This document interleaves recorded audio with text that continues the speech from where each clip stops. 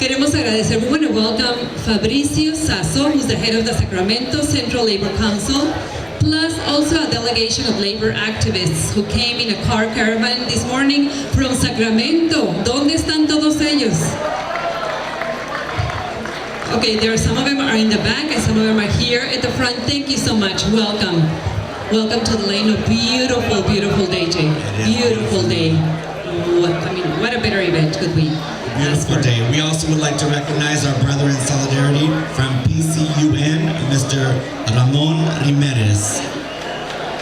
Bienvenidos. La siguiente persona que vamos a presentar, and I think, okay, él es otra persona clave, otra parte del corazón del Sindicato de Campesinos. Today is about honoring the past and recognizing the present and the future. The farm worker pioneers from 50 years ago and the farm workers who carry on the struggle today through the United Farm Workers. Beginning this portion of the program, we have a person whose activism with the UFW started in the 1960s. In his native San Antonio, Texas, he began working full-time on the grape boycott in Detroit in 1973. He also spent succeeding decades as an organizer. He worked for 20 years directly with Cesar Chavez until he succeeded him as the president of the United Farm Workers upon Cesar Chavez's passing in 1993. That was 22 years ago. It's an honor for me to introduce to you the gentleman. Under his leadership, the UFW has continued organizing, negotiating, and fighting for the farm workers' rights. The union also recognizes the fundamental changes brought on by the globalization of agriculture. So it is working to protect your farm workers here and abroad from the Equability Food Initiative it helped found.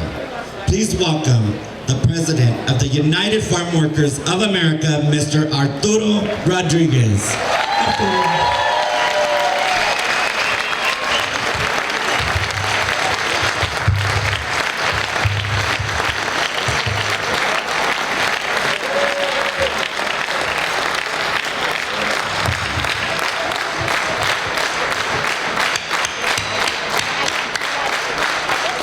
Se puede. Se puede. Se puede.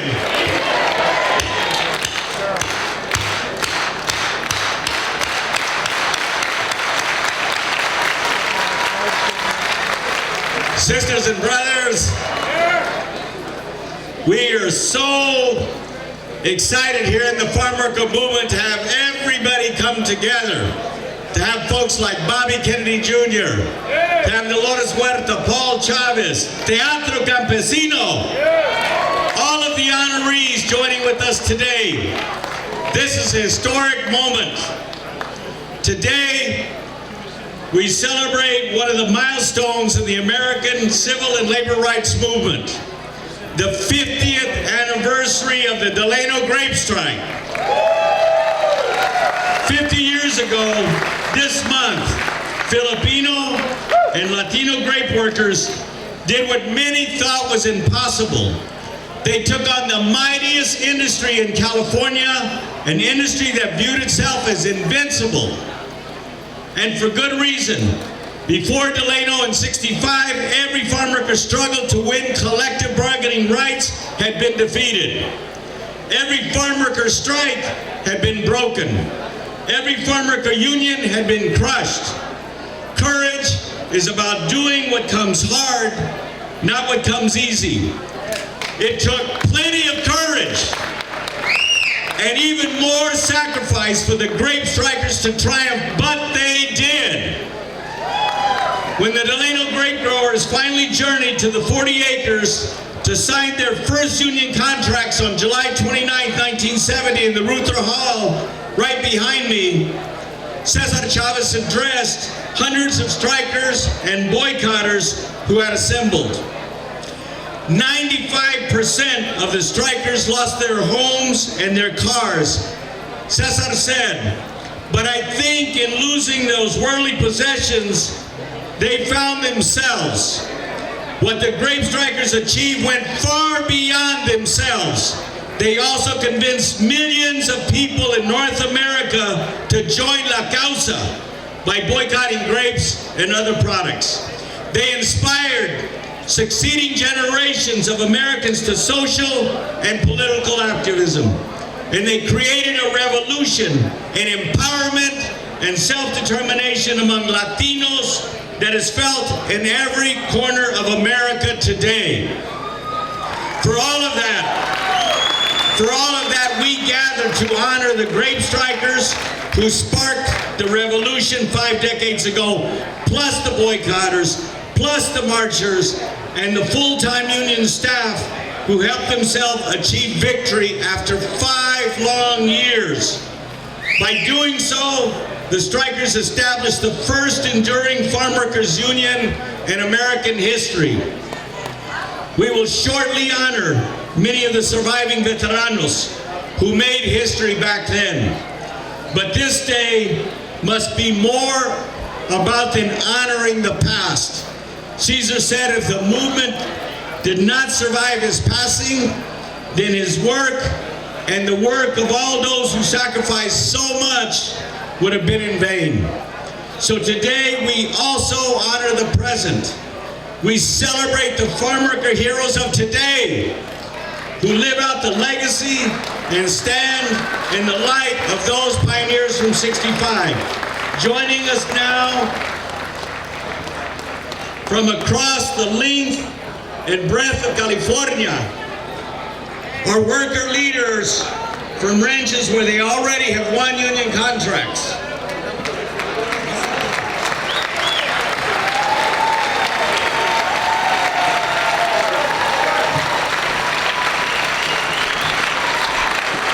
These are worker leaders from ranches where they are negotiating union contracts. Some of them after walking out on strike to vote in union elections. And a leader from 2 of the ranches that were just struck last month over mistreatment and unfair labor practices. It is my honor to introduce to you worker leaders of today from some of the companies under UFW contract. First is our sister Olga Velarde. Olga, pasa aquí adelante.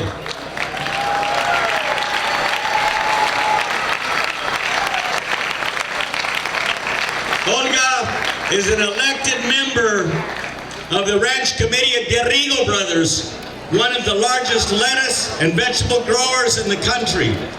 Olga labored at Derrigo when workers voted for the UFW in one of the first elections back in 1975, 41 years ago. It took Olga and the rest of her workers and the rest of the workers there 30 years and passage of the mandatory mediation law that the UFW pushed through for Olga to win their first contract at Derrigo, but she did.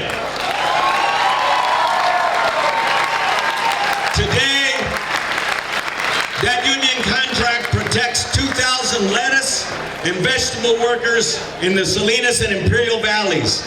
In last year's renegotiation, Derrigo workers won coverage under the union's Robert F. Kennedy medical plan for them and for their families for the first time.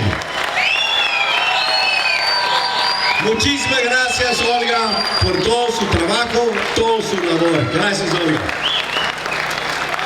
Next, we have Sister Anselma Barrios, a worker leader at Dole Berry, one of America's largest strawberry employers with 1,100 berry workers in the Watsonville and Oxnard area. Anselma just helped renegotiate the UFW contract and won significant increases in company contributions for the Robert F. Kennedy medical plan there. Dole Company agreed to increase the employer contribution from $272 a month to $447 a month, a 65% increase. Dole workers also gained major increases in wages and other benefits. Thank you, Sister Anselma Barrios. Muchísimas gracias, hermana. Next is Florentino Reyes, an elected member of the Union Ranch Committee at Gargullo Tomato Company in Faribault, West Fresno County. Florentino and the other 350 tomato workers at Gargullo walked out on strike demanding the union in 2012 and then voted in an election and won 100% that election. Gargullo is one of 4 companies now in the San Joaquin Valley, mostly growing tomatoes, where more than 1,500 workers in total have won UFW contracts since 2012. In 3 years, UFW now represents more than 30% of the green tomato workers in California. Florentino just helped renegotiate a sizable wage increase, 65 cents for a bucket of tomatoes. And since they're using a smaller bucket than everyone else at non-union companies, Florentino and his co-workers are making even more money. They are the highest paid tomato workers in the United States today. They also won union pension benefits under the UFW's Juan de la Cruz pension plan. Muchísimas gracias, Florentino, y a todos los hermanos trabajando ahí en Gargullo. Sí se puede. Agustín García. Agustín Garcia y Ofelio Reyes. They are 2 workers here from Growen Farming Company just north of us here in Fresno County that employs up to 5,000 workers at peak season. The biggest tree fruit grower in the United States today. 1,500 of those Growen workers work in table grapes. The UFW already won a general labor wage hike from $9 an hour to $11 an hour, a 22% increase for these workers. Other Growen workers won wage increases of up to $3 an hour. These workers won a union contract hammered out by a neutral state mediator in 2013 under the state's mandatory mediation law that the UFW got enacted. But to avoid paying millions of dollars that Growen already owes the workers under that union contract, the company is fighting its workers tooth and nail. A state administrative law judge last week found the company guilty of illegally trying to rid itself of the union. And Growen is now taking that course to the California Supreme Court. But sisters and brothers, this is what Growen was doing and the rest of the tree fruit and table grape industry. They paid a woman $20,000 to go out and to bring buses, to get t-shirts, to get food, to pay workers, to try to demonstrate against these workers that have been fighting for their union. They are strong. They are going to continue that fight until they win. Gracias, hermanos y hermanas.